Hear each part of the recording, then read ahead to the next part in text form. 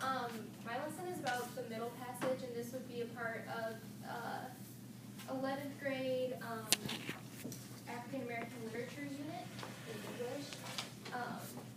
And this students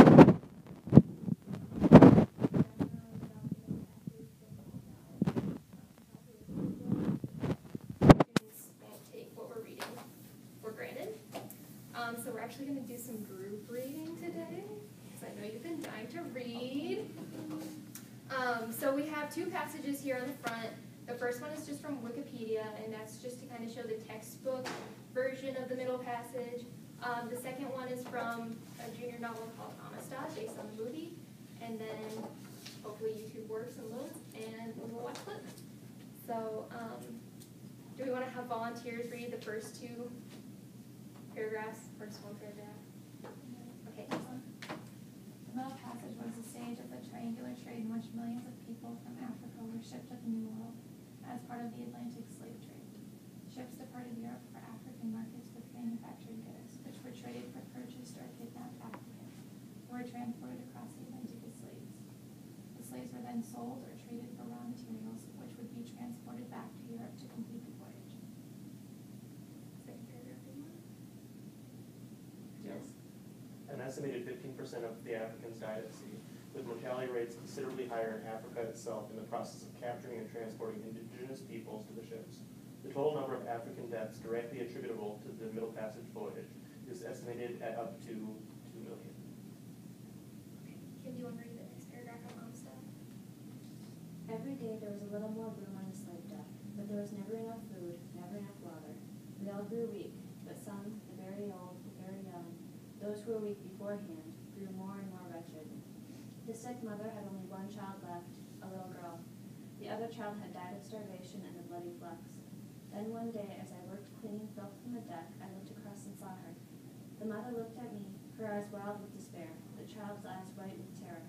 In a second, before my own helpless sight, she leaped, with her child crushed in her arms, over the side of the ship and into the water, into the jaws of the ravenous sharks. Volunteer?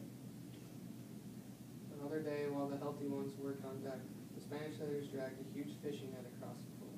It was filled with heavy cannonballs, big as coconuts. Why? I wondered as I watched the sailors, curious at first, and then with growing horror as they tried 50 or more sick Africans to the waiting net. My stomach turned over many times. I realized what they meant to do. Everyone realized what they meant to do. I fought to try to save them, but how could I? The heavy chains weighed my every move. The wide, unfamiliar seas every day took me further away from everything I knew and understood. The sharks trailed alongside the boat, waiting, waiting, hungry and waiting. I stood helpless as the Spanish sailors kicked the net and all 50 people overboard. So that was one of the chilling scenes from Amistad.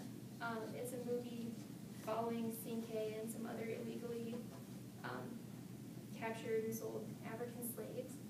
They actually tell their lawyer about what happens in the Middle Passage. And so what I'm trying to get at is the differences between reading something in a text, reading it in literature and novels, and then we're going to watch a clip from Amistad. And I want to warn you that it is very graphic. So there will be some nakedness and some violence. So we're going to watch. Would this be something that you would show in your middle school or high school? This is something I was told by our methods professor that if it's historically accurate, you can get your principal behind you, even though like it's violence and nudity that would actually happen in slavery. It's not just like a sex thing or something. So.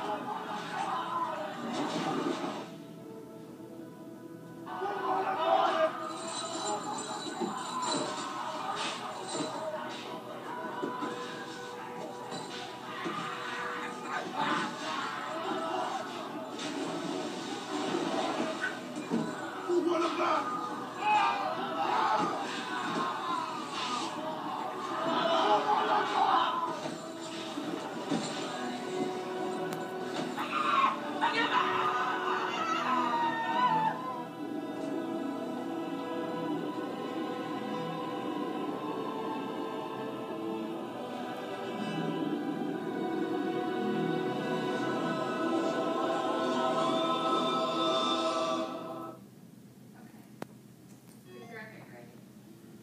Pretty chilling. What actually happened in the middle passage.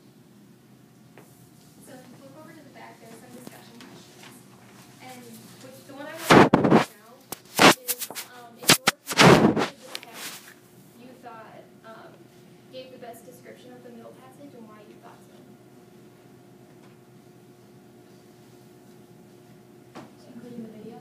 You don't have to actually write. Yep, the video is one of the texts.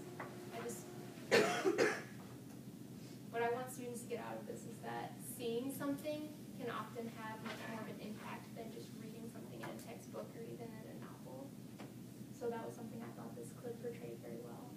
It showed